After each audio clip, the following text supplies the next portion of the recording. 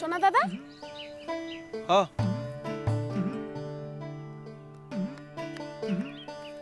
পড়াইবেন না আজ? আইজ কিরণ আজ পড়বো না কইছে, আমারে পড়াইবেন তো? আইজ শরীর খান ভালো লাগে না রে, ভাবতেছি আইজ আর দেখ না খেলতেও যাই নাই। তাইলে তাইলে বাসায় যামু গা। হ্যাঁ আইজ যা, কাল পড়া মনে।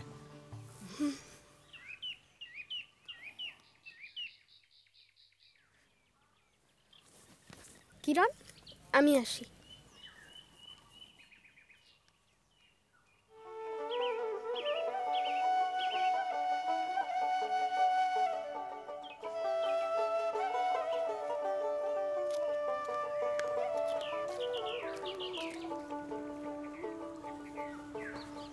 শরীরে কি হয়েছে? বুঝি না ঠিক। বুঝি না কথা কোনো মানে নাই।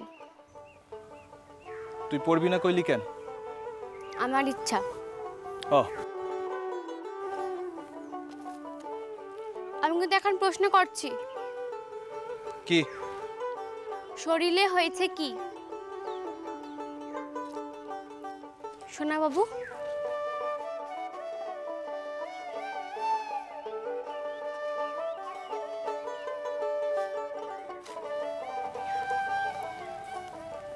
আর কত শাস্তি দিবেন আমারে?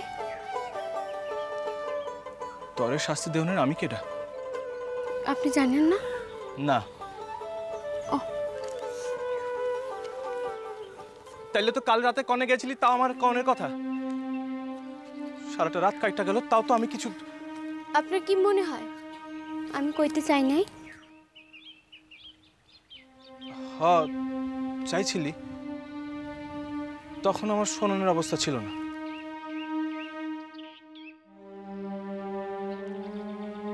কাল আমার কি অবস্থা হয়েছিল তা যদি তুই বুঝতিস তাইলে। মাজারে গেছিলাম। মাজারে? কোন মাজারে? রসুল পীরের মাজারে। রসুল পীরের মাজারে তুই কে লিগা গেছিলি? একা মাইয়া তুই রসুল পীরের মাজারে? তুই মাজারে মানুষে কি লিগা যায়? কেন গেছিলি? দোয়া চাইতে। ও মানুষটাকে যে তোর আগে দিল? চিনি না, পথে আলা দয়া কইরা আমায় আগাইয়া দিল। আচ্ছা কিরণ, চিনা নাই জানা নাই একজন অচেনা মানুষের লগে আয়া পড়লি, সে মানুষটা যদি কোনো খারাপ উদ্দেশ্য থাকতো? কিরণ তোর লগে আমি একদিন। এবার ক, কি এমন কারণ ঘটলো যাতে তোর ওই মাঝাতে দোয়া চাইতে যাইতে হইল? এই মাজারে যে জাগনা গাছটা আছে না, সেই গাছে আমি ঢিলো বাইন্ধা আছি। কেন গেছিলি? কইলাম তো দোয়া চাইতে। কাল লিখা আমার নিজের মানুষ আর কে আছে? পরশু রাতে আপনি কতবার মরণের কথা কইলেন, আর তারপর আমি বাসায় যাইয়া কইতে পারো না, এক চেয়ে খারাপ স্বপ্ন দেখছি। আমারে নিয়া কি দেখছস? কইলাম তো কইতে পারো না। কিরণ, কিরণ, তুই আমার লিগা এত কষ্ট কইরা মাজারে গেছিলি দোয়া চাইতে, আর আমি তোরে গাছে ঢিল বাইন্ধা কি চাইছি তা আপনি জানতে চাইবেন না সোনা বাবু? কি চাইছস? চাইছি আপনার লোকে জানি কোনো দিন আলাদা না হয়, আপনি জানি কোনো দিন আমারে চাইরা না চইলা যান। কিরণ, বাসায় যা, মা তোর খোঁজ করতেছিল। তুই জানোস না মা তোরে না দেখতে পেলে কত কষ্ট পায়? আজ সকাল থেকে একবারও যাস নাই? শুধাই মায় পায়, আর তো কেউ পায় না।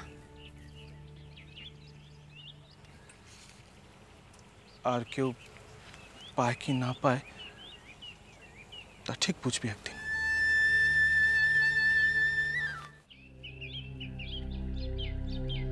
এইয়া কি জবর আলী ভাইজানের বাসা? তিনি কি বাসায় আছেন?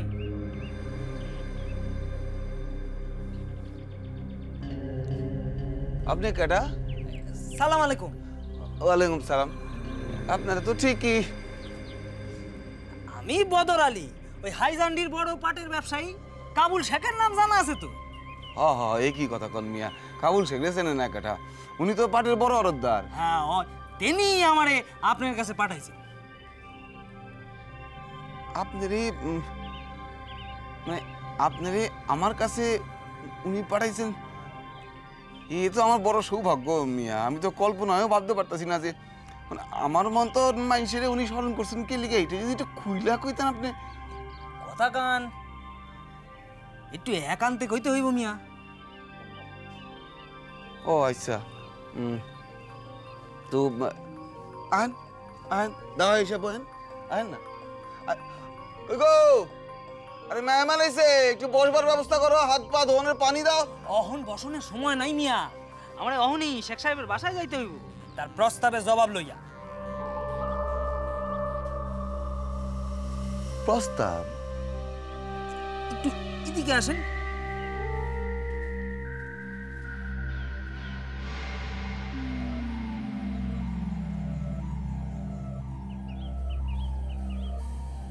কিসের প্রস্তাব মিয়া? শেখ সাহেব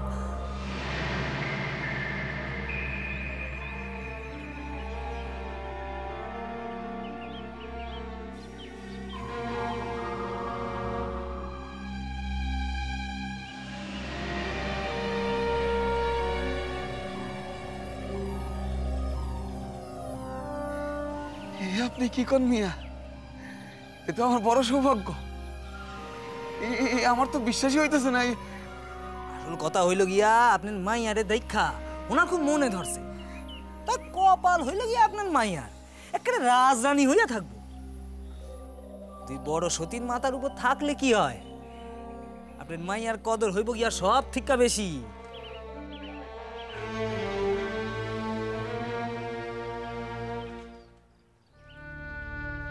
আচ্ছা, আমি একটু বাসায় আলাপ করে লই।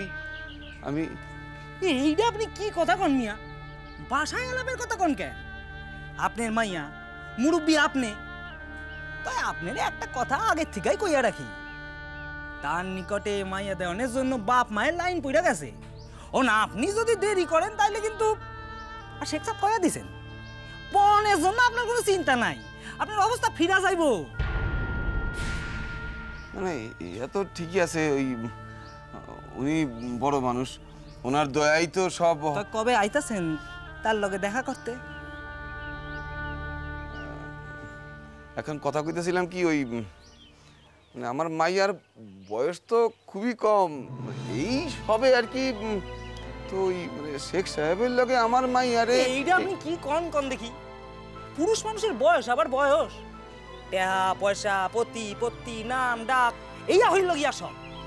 এখন আপনার মনে যখন কিন্তু আছে তখন না কইয়া দিও না তান্ডে যে না না না, এই কথা কই না আমি, এই কথা কই না। তবে কবে আইতাছেন তার লগে দেখা করতে? ওই ঠিক আছে, আপনি আপনি কয়েকদিন গিয়েছে, আমি ওই 2-1 দিনের মধ্যেই তার লগে দেখা করতে আমো না। হাসা কথা কন তো? হ্যাঁ হ্যাঁ হ্যাঁ হ্যাঁ হ্যাঁ, আসা কথাই কই।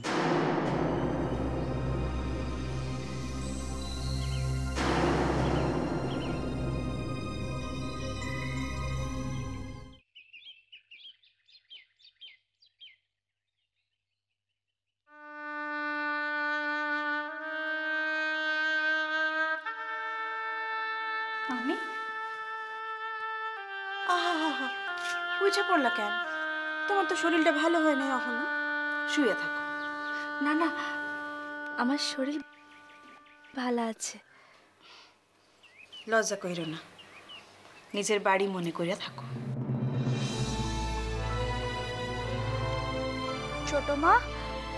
ছোট মা আর দুইটা ভাত দিবা? আছে? নাই, আর ভাত নাই। পেট না তো একখান জ্বালা, ক্ষুধা আর মেটে না। 10 জনের খাবার তুই একা খাস, তোর লজ্জা করে না? দিন রাত খালি খাই খাই খাই। কয়দিন একটু সময় লাগবে, তারপর দেখবা সব ঠিক হয়ে যাইব। আমি আয়শা আপনাদের খুব অসুবিধা করলাম। সি, অমন কথা কইতে নাই। যে মানুষ তোমারে লইয়া আসছেন তিনি শুনলে কিন্তু খুব দুঃখ পাইবেন। দেখো মাইয়া, হাতে 5 খালা আঙুল তো আর সমান হয় না। তা যদি একবারই বাসাটারে ভালোবাসে ফেলাও, বাসার মানুষগুলানরে ভালোবাসে ফেলাও, দেখবা শত অপমান শত অসম্মান কিছুই গায়ে লাগবো না। আপনি খুব ভালো, আপনাকে দেখলেই ভক্তি হয়। পাগল মাইয়া আমার, হয়তো তোমার কাছে ভালো, আবার অন্য কেউর কাছে। আপনারে কেউ খারাপ কইতেই পারবো না। আপনাকে দেখলেই বোঝা যায় আপনি অন্যরকম, সকলের মতো না। এত সুন্দর চুলগুলি বাঁধো নাই কান? ল, তোমার লিগা কাকুই আর ফিতা আনছি, চুলগুলি বাঁধা ফেলো। আপনার কত দিকে লক্ষ্য? আমার মতো একখান সামান্য মানুষের লিগাও আপনার অন্তর। কিছু লাগলে আমারে কইও, কিন্তু এখন আমি যাবো, খিদে লাগলে কইও।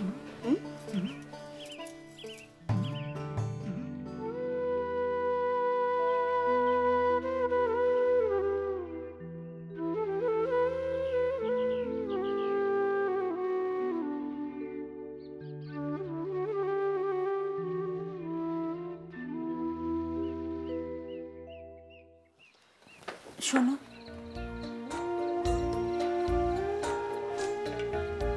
আমারে কাল খুব কাষ্ট সারা রাত। আজ একটু বিশ্রাম নিলে হতো না?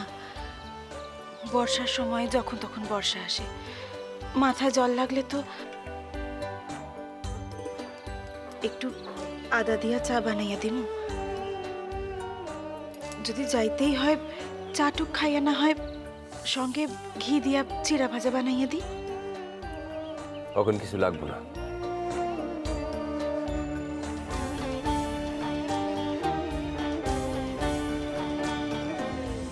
রাইতে বাসায় ফিরুম, কাছাকাছি যাইতেছি।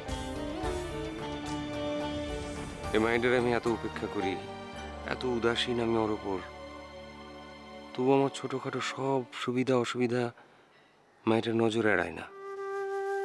কিন্তু আমার তো দুর্বল হলে চলবো না, কখনো দুর্বল হওয়া চলবো না আমার। তাহলে যে রাইরে অপমান করা হবে। আমার লেগে অপেক্ষা করে থাকবো না, আমি আমার সময় ফিরুম। আমার লেগে কেউ অপেক্ষা করে আসে জানলে আমার ভালো লাগে না, বিরক্ত হই আমি।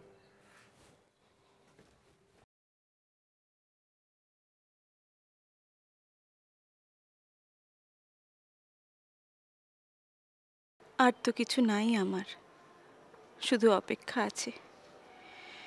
এই অপেক্ষাটুকু তুমি কায়রা নিতে চাও কেন? এত নিষ্ঠুর তুমি লক্ষিন্দর। আব্বা, আপনার পোলা তো আমারে মনীষী জ্ঞান করে না। কাল থিকা এতবার জিগাইতাছি, তবু আমারে কিচ্ছু কয় না। আমি তো পরিষ্কার শুনছি মানুষখান কিসের লাগে আসছিল। অহন আপনি কোন তো দেখেন তো কয় কি না। কাল থেকে এক কথা লয়ে লেবু চটকানোর মতন চটকাইতেছাস। কোন সময় আইলে আমি ঠিকই কমু। কে আইছিল? আরে জব্বা, কেডা আইছিল? মনে লাগে শাহাবুদ্দিন সাহেবের সঙ্গী সাথীরা আইছিল মিটিং মিছিলের লাগিয়া। হ্যাঁ, কোনদিন তো কাম করে খাওয়ানোর কথা ভাবো নাই, এখন দলাদলি করার অঢের সময়। শাহাবুদ্দিন সাহেবের লোক আসে নাই, মায়ের সম্বন্ধ লইয়া আইছিল, সত্য কথা কইতে ভয় কিসের তোমার? হ্যাঁ আইছিল, এটা আমার স্বাধীন ব্যবস্থা করুম আমি। এই ব্যাপারে কারোর কোনো কথা শুনুন না, এটা তো আগেই কইছি, কি কই নাই? এই শুধু যে মায়া মায়া করস, হ্যাঁ মাইয়া জন্মাবার পর থেকে তারে পালন করার লেগে কি দায়টা পালন করছে আমার কথা, হ্যাঁ সারাটা জীবন তো রাজা উজির মাইয়া খাওয়ানোর সময় 4 বেলা ভাত মারছস, এখন বাপগিরি ফলাস। সেদিন আন্ধার রাইতে যখন মাইয়া বাসায় ফিরলো, তখনই তো আমি পরিষ্কার কয়ে দিয়েছিলাম যে মাইয়ার আমি শাদি দেবো, কি কই নাই? সেদিন আপনারা কি কইছিলেন? আপনারা তো কইছিলেন যে আরে কইছিলাম দেখাই তো মায়াটারে পানিতে ফেলাই দিতে পারুম না। আনন্দি আরে কোন বংশের সাবাল কি বৃত্তান্ত সব তো আমাদের জানতে হইব, আর শুধুই তো আমরা জানতে চলবো না, তাই ধনকর্তার পরামর্শ নেওয়ান লাগবো। তিনি আমাকে মুরব্বী না কি না 100 বার মত নেওয়ার লাগবো, তিনি আমাদের থেকে মায়ের ভালো মন্দ বেশি বুঝবেন। আমার মায়ের শাদি আমি দিব, দেখি আমারে কে ঠেকায়। আমার মায়ের শাদির ব্যাপারে কেউ যেন কোনো পরামর্শ না দিতে আসে, পরিষ্কার করে দিলাম আমি। ওই ধনকর্তাকে বাসার কেউ যেন আমার মায়ের শাদির ব্যাপারে নাক না গলায় মাথা না গলাইতে আসে, পরিষ্কার করে দিলাম। তোমার কথা হইব? আমি তেমন বাপ না। কোথাকার পাত্র, কোন সম্বন্ধীর লগে আমার এই কিরণের বিয়া দিতে চাইতেছো আমার কগে? আমি কারোর দরজায় যাই না, এই যাই চাইছে, যাই চাইছে আমার দেখা করতে কইছে, আমি দেখা করুন, কথা কমু, তারপরে জানামু পাত্রকে।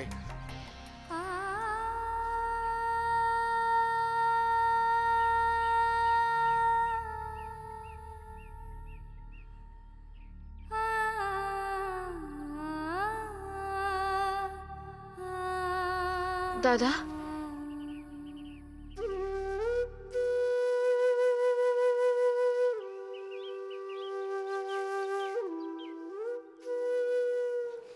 আব্বা আমার শাদির কথা কয়?